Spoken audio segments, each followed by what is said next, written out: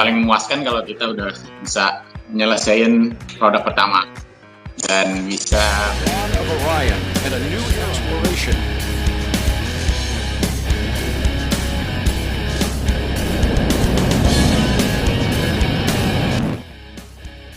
Tidak pernah terbayangkan ayah satu anak ini memiliki gelar pendidikan dari Universitas Tennessee, Universitas Teknologi Nanyang, Singapura, dan Universitas Southern California.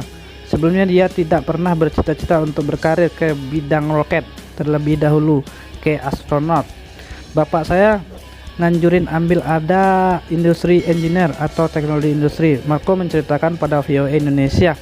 Sebab anak yang baik, saya ikuti saja. Tambahnya, perjalanan karir Marco tidak selalu mulus. Kesulitan ekonomi yang terjadi pada tahun 2009 membuatnya banyak melamar pekerjaan di Amerika Serikat. Selama 6 bulan kira-kira saya tetap minggu mungkin saya melamar hingga 100 pekerjaan, ungkapnya. Hingga akhirnya Marco mendapat tawaran dari Boeing saat ia telah bekerja di perusahaan produksi general di Dallas, Amerika Serikat. Dia juga mengatakan, saya juga sudah lupa pernah wawancara sama Boeing. Sama pernah melamar ke Boeing. Jadi setelah pikir-pikir sedikit, saya dan Veda istri saya memutuskan untuk ambil pekerjaan di Boeing dan pindah ke daerah Seattle, Washington. Selama di Boeing, dia pernah terlibat dalam proyek pesawat komersial 787 dan 77 di Seattle dan Italia. Kemudian akhirnya menggarap roket untuk NASA di New Orleans, Amerika Serikat. paling memuaskan kalau kita udah bisa nyelesain produk pertama dan bisa menyerahkan. Insinyur Boeing di New Orleans asal Indonesia, Marco Giuliarto, ikut andil untuk membangun roket buatan NASA yang direncanakan untuk membawa astronot ke bulan pada 2024 mendatang.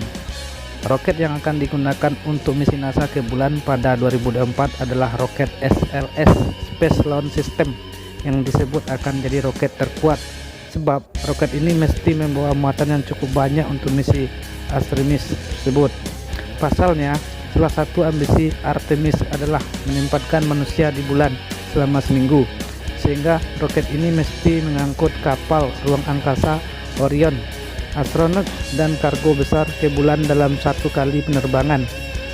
Nantinya roket ini juga akan digunakan untuk misi ilmiah, mengirimkan robot ke planet-planet lain seperti bulan, Mars, Saturnus, dan Jupiter. Dalam misi roket ke bulan itu, Marco banyak fokus dalam penjadwalan biaya, kualitas, serta analisis data. Fokus di penjadwalan, biaya, kualitas. Selain itu juga banyak menganalisa data, ujar Marco. Lebih lanjut, ia mengatakan roket Space Launch System merupakan sebuah proyek paling keren yang dibuat NASA. Marco merasa beruntung bisa turut ambil bagian dalam pembangunan tersebut. Marco mengatakan misi pertama itu hanya dilakukan untuk peluncuran ke bulan, namun mereka juga menargetkan untuk mencapai ke Mars dan planet lain. Marco memiliki gelar pendidikan dari Universitas Tennessee, Universitas Teknologi Nanyang, Singapura, dan Universitas Southern California.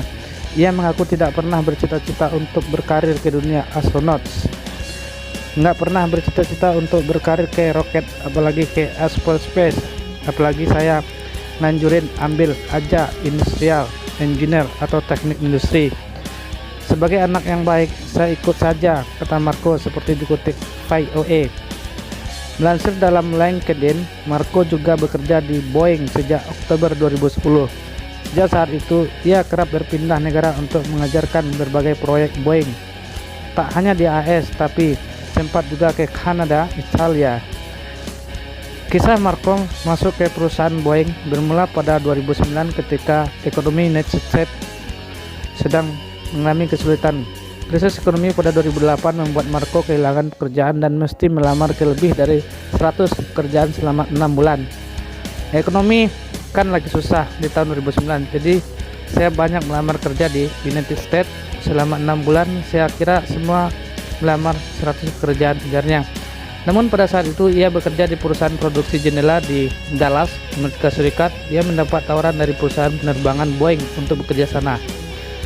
Saya juga ada lupa pernah wawancara sama Boeing dan pernah melamar ke Boeing. Jadi setelah pikir-pikir sedikit, saya dan Veda istri saya memutuskan untuk ambil pekerjaan di Boeing dan pindah ke daerah State Washington.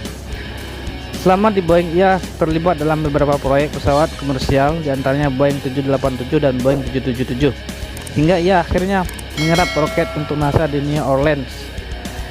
Misi Artemis 1 NASA dijadwalkan akan diluncurkan pada November 2021, namun misi itu tidak akan membawa awak penerbangan. Artemis 1 akan menggunakan roket SLS.